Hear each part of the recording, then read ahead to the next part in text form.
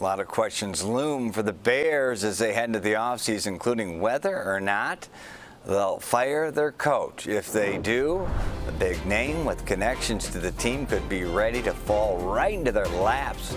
We're talking to Mark Carman from the CHGO Bears show about what is shaping up to be a busy offseason, not only at Hallis Hall, but all over the NFL.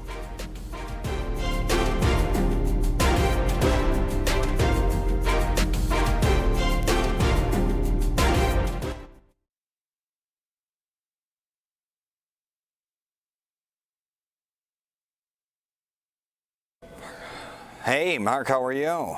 What's up, Brad? Great to see you, brother. Yeah, brother. Is that a real set? That's a neat little setup you got behind there. Is that the actual set of your show, of your podcast, or what? This is Studio B, Brad. This is not the main powerhouse over. Yeah. It's the toilet in the GM's office, right? Yeah. Joe, but it looks good for these, so I like it. It looks good. Okay, 15 seconds. We'll see you in a minute. Thanks for coming on. I appreciate it. Cool. Yep.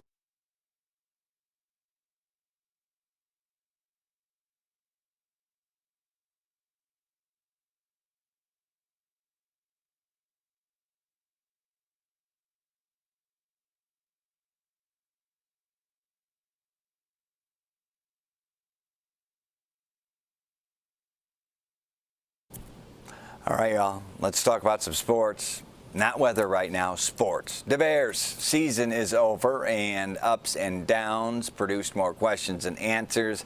And we're talking B1G as well, a national champ, albeit not one of our Big Ten teams, but coached by a former Bear. Joining us now to discuss it all, host of the CHGO Bears show, Mark Carman. Mark, thank you for joining us. Brad, good morning. It's hard for a lot of people around here to say congrats to Michigan, but I'm doing my best to say go blue today, which is really makes me sick. But congrats to the go blue. You got to do it just for B1G's sake. I mean, for the Midwest's sake, right? So, all right, it's not just the Bears season that came to an end this week. College football is over, so let's talk Michigan, crown the champion. And they actually kind of feel like the champion here.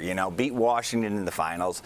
My math says they're the real champs because they beat Bama in the semis, an SEC team, and Bama beat Georgia to get into the BCS, and Georgia clobbered undefeated Florida State, who many say got kind of hoodwinked because they didn't get into the Final Four. So U of M, a rare, true champ.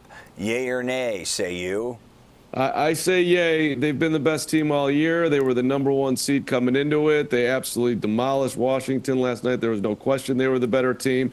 And in a tight game with Bama, when they had to have it, they made it happen. So, and the way they've done it, too, is you get some old school 3 yards, cloud of dust. Mm-hmm. The running back, Corum, the tandem, really. Michigan, to me, and defensively, they were able to impact Michael Penix last night. That guy looked unbelievable in the semifinal, and last night he looked like a dude who couldn't make the back end of an NFL roster. So to me, it's pretty clear Michigan was the best team. Yeah, and you say that with a perfect lack of enthusiasm, as so many are saying it today. So any chance Harbaugh's staying in Ann Arbor? I mean, there's a chance, right? We know one team that might be looking for a new coach, a team that drafted him once. We're, of course, talking about the Bears. Who knows what's going to happen with Eberflus getting a third year as Bear head coach. How do you see it playing out? It's multiple questions in there. Eberflus stay, yay or nay? Harbaugh comes in, yay or nay? Or Harbaugh goes elsewhere? So, okay, let's start at the top. There's always a chance that Jim decides to take $12 million a year, the offer that's on the table, and coach the Michigan Wolverines. That doesn't sound like a bad gig to me. However, he hired an agent in Don Yee who is NFL, that's his game, the NFL, not college football.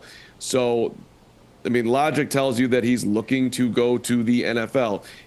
Also, the NCAA suspended Jim twice this year, and they're still coming after him.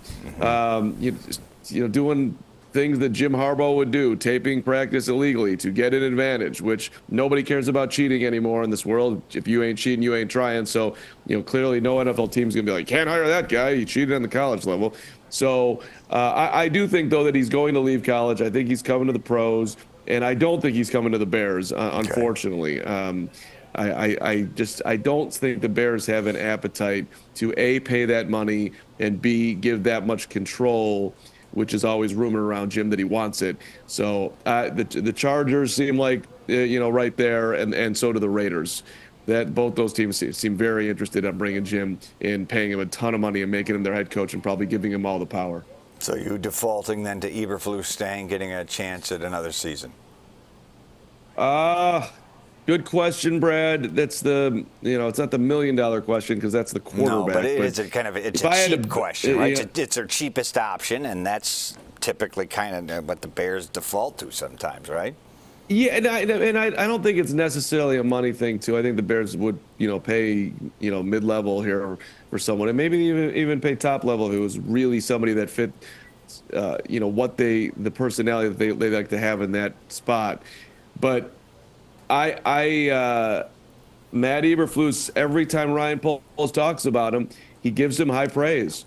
So it's hard to believe to me that you're going to move on from a guy who, 7-10 isn't sexy, but it is 4 more wins. And they did get the majority of those wins in the back end of the season when things started to look a whole lot better. The way the season ended, that's a bad look, but I think they'll look past it. I think I have time for one quick question. Can I ask him one quickie and one person, or are we out of time? Out of time. That's out of time, but that's a great tease to set you up for next time. Hey, we'll see you maybe in the next couple days because there's no better time to talk football than this week. Our friend, Mr. Carman from CHGO Sports. We appreciate you being with us. I'm here when you need me, Brad. Thank you. Okay, thank you, sir.